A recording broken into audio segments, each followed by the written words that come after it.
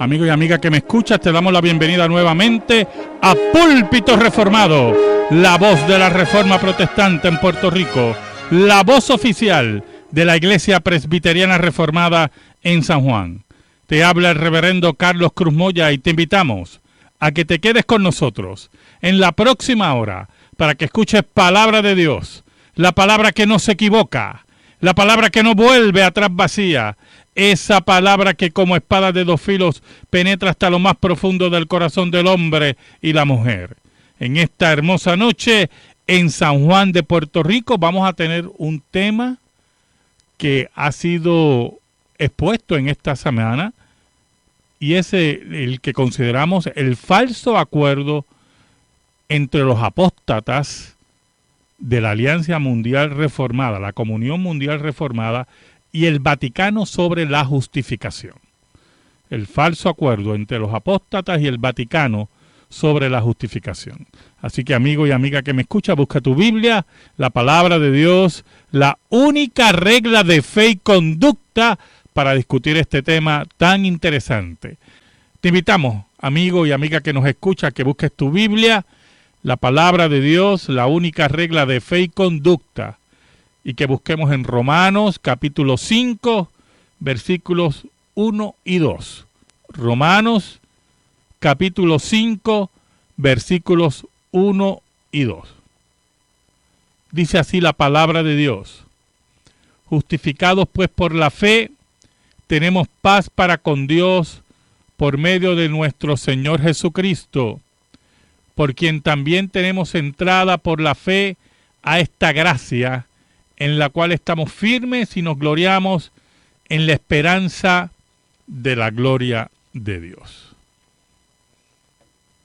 Esta semana salió una noticia, para ser exacto, el 5 de julio, y fue reseñada por Protestante Digital, donde nos indica que la Comunión Mundial Reformada se une al Acuerdo Católico Luterano sobre la justificación. Ese acuerdo ocurrió en el pasado, en prácticamente creo una década o más, un acuerdo en que las iglesias luteranas, principalmente del área de Alemania y otras confesiones luteranas, llegaron a un acuerdo con la Iglesia Católica Romana sobre el tema de justificación. Ya de entrada, cuando oímos que hay un acuerdo entre Roma y podemos llamar así Wittenberg sobre la justificación, ya nosotros se levantan las cejas, ¿verdad?, de duda y de pregunta y de cuestionamiento. ¿Cómo es posible que la piedra de toque donde surge la Reforma Protestante y donde se derramó tanta sangre de los mártires, donde esos mártires fueron llevados a las hogueras de Roma, a las hogueras de los gobiernos que eran dominados por la Iglesia Católica Romana en el ámbito religioso, de la noche a la mañana, todo el mundo estaba ciego hasta que llegaron estos teólogos y todo lo vieron claro. Ciego estaba Lutero, ciego estaba Calvino, ciego estaban los herederos de la Reforma, hasta que un grupo de teólogos, principalmente europeos, en conversaciones con el Vaticano, descubren que básicamente están de acuerdo en relación a la justificación. Para este año, que se celebra el 500 aniversario de la Reforma, también la Comunión Mundial Reformada se unió a ese acuerdo. Y tenemos frente a nosotros en esta noche una foto de la firma que se produjo el martes durante la celebración de la Asamblea General de la Comunión Mundial Reformada en Wittenberg, en el lugar histórico del inicio de la Reforma. Ahora, nos preguntamos, ¿en qué consiste un acuerdo de la justificación cuando no solamente Roma levantó injurias contra la Reforma, sino que organizó un concilio, el Concilio de Trento, para atacar el alma misma de la Reforma protestante. ¿Qué acuerdos pueden surgir entre el Vaticano y Roma, entre aquellos que buscaban con una aplanadora extirpar el protestantismo y aquellos que dicen representar el protestantismo? ¿Qué acuerdos pueden haber? Mire, hermanos, Trento, y vamos a empezar por Trento. Trento fue muy claro en relación a la justificación. En el capítulo 3, ¿verdad?, de la sesión 6 de la Asamblea del Concilio de Trento, se pregunta quiénes se justifican por Jesucristo. Esa es la pregunta que surge en Trento. Y como nos dice un autor, a diferencia del concepto de los reformadores, de la imputación de la justicia de Cristo en el creyente, el cual lo declara justo, que es el concepto forense de la justificación, Trento enfatiza que la justicia de Cristo es conferida por el mérito de Cristo y nos hace justos. Es muy diferente usted ser declarado justo y otra cosa entrar en un proceso para hacerlo justo. Lo que se llama en la teología católica la gracia infusa. La teología protestante, la teología de la Reforma, nos enseñó la gracia imputada. Los méritos de Cristo son imputados a nuestra deuda. Y por lo tanto, somos justificados, declarados justos, y lo creemos por fe, que Dios ha hecho ese acto basado en la vida, la muerte y resurrección de Cristo. Cuando hablamos de gracia infusa, lo que nos quiere comunicar Trento es que la expiación de Cristo en forma universal, que tenemos otro problema con eso, pero aplicable solo a los que les comunica los méritos de la pasión de Cristo. Por lo tanto, la pregunta es, ¿cuánta gracia infusa necesito para ser aceptado para con Dios? ¿Cuánta gracia necesito? En el capítulo 4 de la sección 6, la idea católica es que el traslado o tránsito del estado natural del hombre al estado de gracia, lo que ellos llaman el estado de gracia, es a través del bautismo o del deseo del hombre, afirmando la doctrina de que la voluntad del hombre caído es necesaria para ser justo ante Dios. Las obras de los hombres, los actos de los hombres, son necesarios siguiendo las reglas de Roma, de los sacramentos humanos añadidos, de las obras, de los méritos, añaden a esa gracia infusa para que el hombre y la mujer sea justo. Los reformadores nos enseñaron que no hay ninguna obra que nos pueda hacer justo, que no hay ninguna obra que nos logre acercar a Dios, sino la obra de Cristo, la gracia imputada por Dios en Cristo. Ahora, en el capítulo 4 del Concilio de Trento, en la sección 6, nos dice que esta traslación o tránsito no se puede lograr después de promulgado el Evangelio, sin el bautismo, sin el deseo de él. En pocas palabras, que tiene que haber una acción del ser humano, unas obras del ser humano, para que se logre ese tránsito a ser justo por completo delante de Dios. Y volvemos a hacer la pregunta que hacían los reformadores. ¿cuánta gracia yo necesito? ¿Cuánta gracia? Lutero se hacía la misma pregunta y decía, ¿cuánta gracia necesito? Oiga, y estaba en su celda de monje y se martirizaba y se azotaba y entraba en ayunos larguísimos y llegaba un momento que pensaba, bueno, parece que he llegado a un grado de aceptación para con Dios, pero de momento aparecía de nuevo el pecado. Y cuando aparecía el pecado decía, pero ¿cómo es posible? Y se preguntaba, ¿cómo es posible que yo pueda en alguna forma justificarme delante de Dios? ¿Cómo es posible que la justicia de Dios me haga acepto si yo sigo siendo un pecador? Lutero decía que llegó a odiar a ese Dios hasta que descubrió la justificación por la fe sola. Ahora, ¿qué puntos tiene ese acuerdo? Mire qué interesante.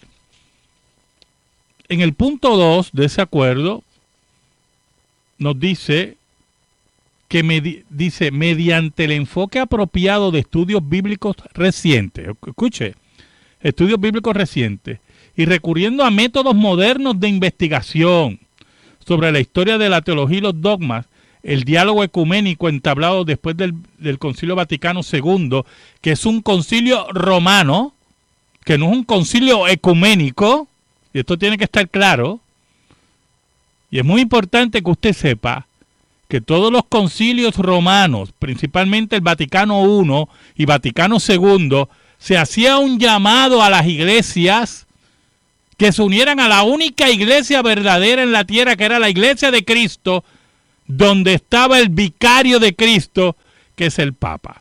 Así que vamos a empezar aclarando que ninguno de esos concilios son ecuménicos.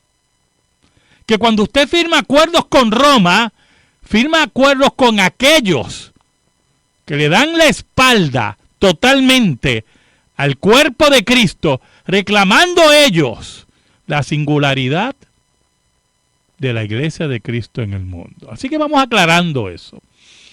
Dice, ha permitido llegar a una convergencia notable respecto a la justificación, cuyo fruto es la presente declaración conjunta que recoge el consenso sobre los planteamientos básicos de la doctrina de la justificación. Ahora uno se pregunta, ¿cuáles son los enfoques, los nuevos enfoques, mediante estudios bíblicos recientes, nuevos enfoques y recurriendo a métodos modernos de investigación? Uno se pregunta, ¿qué métodos modernos de investigación? ¿A qué se recurre para hablar, para decirnos que ahora se puede llegar a un acuerdo con el Vaticano, que por cierto, Roma nunca ha cambiado ni cambiará? ¿Oyó? Que eso tiene que estar claro. Pues mire, esos nuevos estudios, que ya no son tan nuevos, por cierto, vienen de la neortodoxia. Viene de Karl Barth, de Emil Brunner, de sus discípulos, pero principalmente Karl Barth y Emil Brunner, que eran teólogos de mediados del siglo XX. Karl Barth muere en el 1968, Emil Brunner muere en 1966. Es interesante que estos dos teólogos, principalmente Barth, que decía que era reformado, empezaron y fueron responsables, número uno, posiblemente de un renovado interés por los reformadores, pero al mismo tiempo reinterpretaron las enseñanzas de los reformadores según sus propias suposiciones. Y principalmente en el área reformada, dicen más de lo que los reformadores dijeron. En pocas palabras, distorsionan el pensar de los reformadores y fueron los primeros que trataron de poner las confesiones reformadas y los reformadores en contra. Como si las confesiones de la Reforma, las conclusiones que se llegaron en los cánones de Dort, en la Confesión de Fe de Westminster, en otras diferentes confesiones reformadas, no fueran fieles a los reformadores. Y eso surge de Karl Barth y Emil Brunner. Esos estudios que ellos mencionan aquí, hermanos, esos estudios es la neortodoxia errada de Karl Barth y Emil Brunner. Es la neortodoxia que buscó la forma de cortar las ligaduras, de destruir la unión, la interpretación de los hijos de la Reforma, de los teólogos reformados, de sus maestros, porque Karl Barth y Emil Brunner los reinterpretaron como les dio la gana, porque ese es el término. Y usted dirá, pero ¿cómo sabemos eso? Es sencillo, hermano. Eso es muy sencillo. Cuando Karl Barth pone en contra la Confesión de Fe de Westminster con la teología reformada, no emite mayores pruebas, porque lo que hace es reinterpretar las doctrinas reformadas según el concepto neortodoxo. Por ejemplo, la doctrina de la predestinación, como Karl Barth la interpreta, la lleva al Gólgota, la lleva a la cruz. Y para Karl Barth, Cristo es el predestinado y el réprobo. Por lo tanto, no estamos hablando de un decreto de predestinación, ni un decreto de total, de pasar por alto, de reprobación. Eso no existe en la teología de Barth, sino que más bien el concepto histórico de la cruz se convierte en la predestinación y la reprobación. Cristo como el predestinado y Cristo como el reprobado. Entonces uno se pregunta, ¿dónde está eso en la teología de Juan Calvino? En ningún sitio. Es la reinterpretación de Barth. Es la reinterpretación también que hace del bautismo. Por lo tanto, cuando estos teólogos que representan iglesias, muchos de ellos representan iglesias moribundas en Europa, moribundas por el liberalismo teológico, estos teólogos afirman esto, que los nuevos estudios, recurriendo a métodos modernos de investigación, ellos lo que se refieren es al liberalismo y la neortodoxia. Una interpretación liberal del texto que niega la eficacia del texto y niega también la sustitución de Cristo por los suyos. Y niegan el concepto básico de justificación en que se encuentra en Pablo y redescubierto por los reformadores. Para usted llegar a un acuerdo con Roma, que Roma no cambia, para usted llegar a un acuerdo con Roma, uno de los dos tiene que ceder. E increíblemente ceden los que dicen representar a los luteranos y posteriormente, oiga, a la Comunión Mundial Reformada, que está compuesta por apóstatas, que niegan el nacimiento virginal, que muchos de ellos niegan la resurrección como un evento histórico, que se han quedado con el título reformado porque le conviene dentro de un mundo intelectual, pero que le han dado las espaldas a los reformadores y a la Escritura. Por lo tanto, ese acuerdo es falso. Miren cómo dice el acuerdo, y escuche, en el párrafo 4.2, en el punto 4.2, párrafo 22, dice: juntos confesamos, escuche, juntos confesamos que la gracia de Dios perdona el pecado del ser humano y a la vez lo libera del poder avasallador del pecado, confiriéndole el don de la nueva vida en Cristo. Entonces ya usted ve que va asomándose la gracia infusa, pero más adelante lo dice en el mismo párrafo bien claro: cuando los seres humanos comparten en Cristo por fe, Dios ya no les imputa sus pecados y ahí van bien, y mediante el Espíritu Santo les transmite un amor activo. Ese concepto de amor activo dentro de la teología católica es gracia infusa, en la cual Dios lo va a hacer a usted justo. Y ese proceso usted lo necesita, es la mezcla de justificación con santificación, que ha sido siempre el problema de Roma. Porque nosotros tenemos que entender que Dios nos declara justo por los méritos de Cristo y el proceso de santificación es un resultado de la justificación. La santificación no lo justifica, lo que nos justifica es la gracia de Dios en Cristo. Roma nos enseña que la santificación nos justifica, nos hace justo. Por eso más adelante dice, estos dos elementos del obrar de la gracia de Dios no han de separarse porque los seres humanos están unidos por la fe en Cristo, que personifica nuestra justificación. Perdón de pecado, dice, y presencia redentora de Dios. Hermano, es que esto no es cuestión de separar o unir.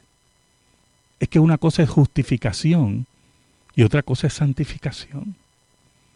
Y aunque la santificación es un resultado de la justificación, la santificación no nos salva. Lo que nos salvó fue la obra de Cristo en la cruz. Y todo aquel que ha sido llamado por Dios, hecho cercano por Dios, empieza un proceso de santificación porque es justo, no para ser justo, que es lo que enseña Roma. Que es lo que enseñan también otras iglesias, que han mezclado la justificación con la santificación. Pasando a la pregunta religiosa o bíblica, pregunta el hermano Torres, señor Torres de Humacao, que él dice que hay una modalidad entre los pastores de declarar, decretar y profetizar. ¿Cuál es su opinión al respecto? Bueno, no es una modalidad nueva, ¿verdad? Ya lleva bastante tiempo y lamentablemente todo esto es una charlatanería. Esto son charlatanerías. ¿Cómo que usted declara? ¿Declara qué? Usted no manda aquí. Aquí el que manda es Dios. ¿Cómo que usted decreta? Si aquí el que decreta es Dios. El hombre no puede hacer nada, ni determinar nada. El hombre en la oración lo que busca es la voluntad de Dios y conocerla. Así que todo eso es parte de ocultismo que ha entrado en la iglesia y que algunos han querido adornarlo con 5 textos bíblicos para convertirlo en algo evangélico. Pero es puras blasfemias a Dios. Porque usted aquí no manda, el que manda es Dios. Mire, en el acuerdo, en el párrafo 27, es interesante, ¿verdad? Porque el párrafo 27 dice, en la interpretación católica también se considera que la fe es fundamental en la justificación. Ese no es el problema aquí. El problema es lo próximo.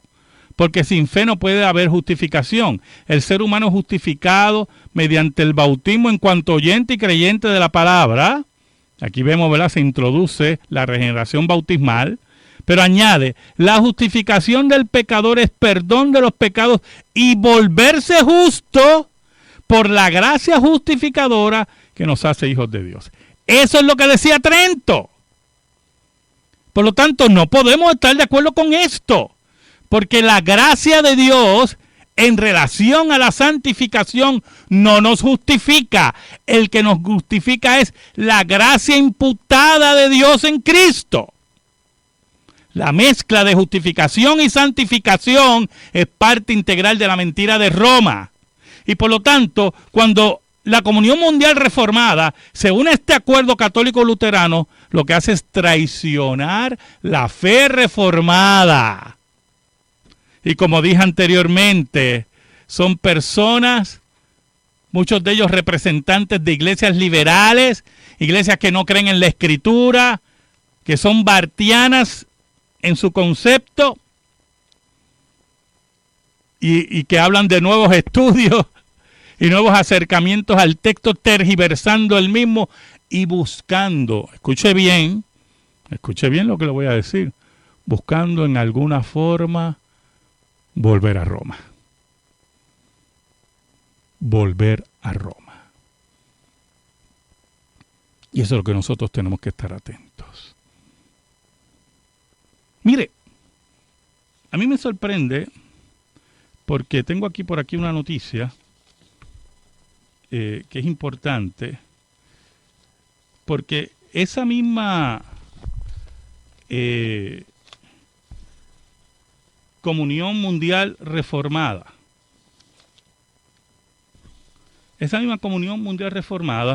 envió una carta hace un tiempito atrás, unos años atrás, aquí la tengo, la Alianza Reformada Mundial, en aquel tiempo se llamaba la Alianza Reformada Mundial, dice, cuestiona la Declaración Vaticana sobre la condición de las iglesias reformadas. Y fue firmada por Sergio Niomi, secretario general. ¿Y usted sabe por qué surgió esta carta? Que fue en julio 16 del 2007, hace 10 años prácticamente, ¿verdad? Hace 10 años. Porque el Papa Benedicto XVI dijo, escuche bien, que la única iglesia de Cristo en la tierra era la Iglesia Católica Romana. Y ya existían conversaciones entre los apóstatas reformados y Roma, pero Benedicto XVI, fiel a su tradición, fiel a Trento, declaró que la única iglesia verdadera sobre la tierra, la única iglesia que era la iglesia de Cristo, era la Iglesia Católica Romana. Y estos muchachos de la Alianza Reformada Mundial, oiga, tomaron sus vestiduras y las rajaron así. ¿Cómo es posible después de tanta conversación, verdad? Y entraron así en un lloro y crujir de dientes y mandaron esta triste carta. Pues mire, esta misma alianza, esta Alianza Reformada Mundial, es la que después de 10 años después, ahora, en el 500 aniversario de la Reforma, traicionan la fe de la justificación por la fe, el concepto reformado de la justificación por la fe, y se rinden literalmente, a la mentira de Roma, creando un falso ecumenismo, porque es importante lo siguiente, ¿oyó? Con Roma nunca va a haber unión. Roma nunca va a cambiar. ¿Por qué Roma, después de estos abrazos y estos besos entre ellos, por qué Roma no derriba Trento?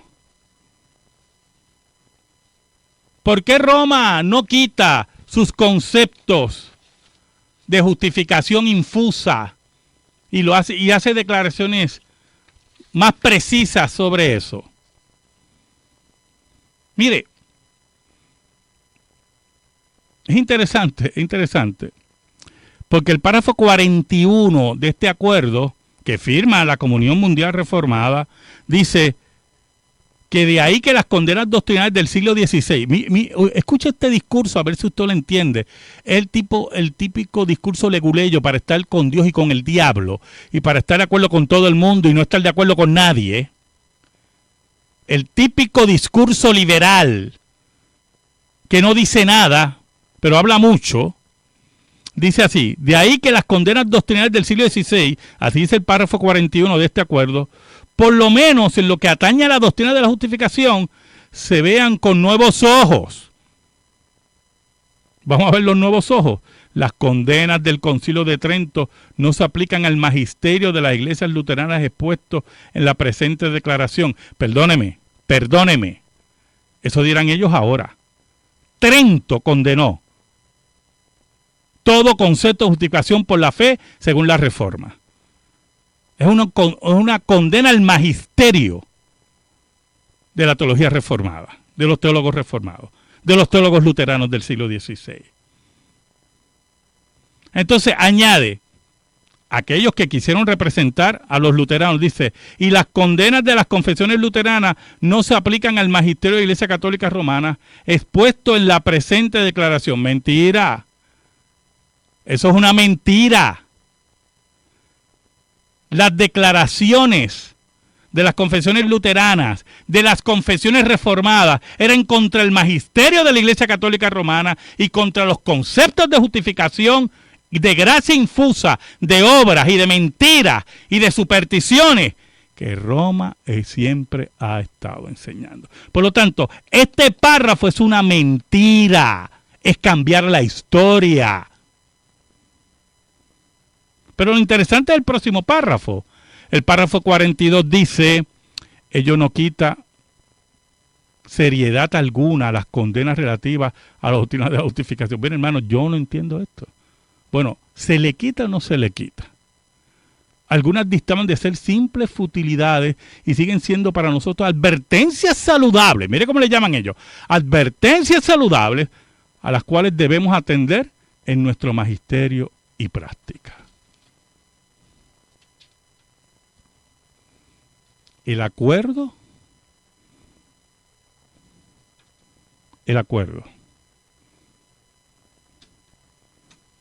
que firma la Comunión Mundial Reformada está lleno de mentiras y de rendirse a los postulados de Trento. Así de sencillo es esto. Así que, hermanos, cuando tenemos que tergiversar la historia, cuando tenemos que engañar, cuando tenemos que mentir, cuando nos tenemos que rendir a aquellos que fueron los asesinos de nuestros hermanos, aquellos que reafirmaron en Trento, Vaticano I, y después vienen con el jueguito de Vaticano II, que estoy contigo pero no estoy contigo, pero te amo pero no te amo.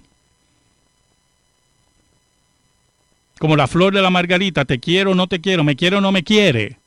Cuando vienen con esos cuentos y esa forma de discurso leguleyo típico del liberalismo, tenemos que levantar nuestras frentes. Mira, es interesante porque hay el teólogo evangélico Michael Rivers. Rivers explicaba, y dice así la noticia, recientemente en el foro de liderato europeo, que la justificación podría definirse como mire cómo él dice, como el veredicto por el cual el pecador es declarado justo ante Dios al confiar en Cristo. Para Rivers, la reforma redescubrió la gloriosa verdad de que los pecadores son justificados por la sola fe en Cristo. La clave de esta doctrina, dice el teólogo evangélico, es que un pecador puede estar tranquilo en la justicia perfecta de Cristo al confiar en Él. Sin embargo, escuche, el entendimiento de esta doctrina por parte de la Federación Luterana Mundial y la Iglesia Católica es distinto. Introduce entonces la opinión de Leonardo de Chirico, que decía que la versión de la justificación católica como la liberal, refiriéndose a la posición protestante, la que responde a Karl Barth, Emil Brunner, la que quiere a base de la neortodoxia crear un nuevo concepto de justificación para introducirnos el Evangelio de obras, para introducirnos a Trento, para acercarnos al Vaticano, para acercarnos a Roma, es una versión liberal, dice él. Convergen en presentar una visión exagerada, dice él, del talento del hombre para hacer algo para su propia salvación. El análisis de este teólogo. Y una defectuosa opinión del pecado. ¿Por qué? Porque Roma tiene un concepto del pecado muy diferente al protestante. Para Roma el pecado es el acto. Para el protestante es ya la concupiscencia en el corazón. Por eso Cristo decía que ya desear una mujer en tu corazón era adulterio. Por eso él dice una defectuosa opinión de pecado, un rechazo a la expiación sustitutiva de Cristo, porque si la redención de Cristo, la obra de expiación es sustituta, la misma es real para aquellos por los cuales él murió y han sido declarados justos por los méritos de Cristo. y por lo tanto el concepto de justicia se tergiversa. El avance que se llama aquí en este acuerdo un avance ecuménico es un retraso total al concepto bíblico de la justificación y rendirse a los pies del magisterio de Roma, que no rechaza a Trento y que afirma a Trento en estos acuerdos. Por lo tanto, hermanos, y esto es básico en todo esto, las iglesias moribundas, muchas de ellas representadas en la Alianza Reformada, otras iglesias apóstatas en América, otras iglesias ingenuas que pertenecen a esa alianza. Esa alianza reformada no significa nada para todos aquellos que creemos firmemente que la reforma protestante está viva y que en este año se celebran el 500 aniversario de la gran revolución espiritual, aquella que se levanta después de los apóstoles para recoger el mensaje de los apóstoles, para recoger el mensaje de Agustín, para recoger el mensaje de Pablo y declarar que solamente en Cristo hay vida eterna y salvación, solo por fe, sin los méritos del ser humano, sin las obras de la ley. Escríbenos. Púlpito Reformado, P.O. Box 363864, San Juan, Puerto Rico 00936. Púlpito Reformado, P.O. Box 363864, San Juan, Puerto Rico 00936. Si te interesa que este programa de radio se mantenga en el aire, puedes enviar tu ofrenda a nombre de la Iglesia Presbiteriana Reformada a la misma dirección. Púlpito Reformado, P.O. Box 363864, San Juan, Puerto Rico 00936. Amigo y amiga que me escuchan, muchas gracias. El próximo sábado por WBMJ San Juan 1190, WCGB Juanadía 1060, WIBB La Isla Nena Vieques 1370, escucharás Púlpito Reformado. Dios te bendiga ricamente. Amén.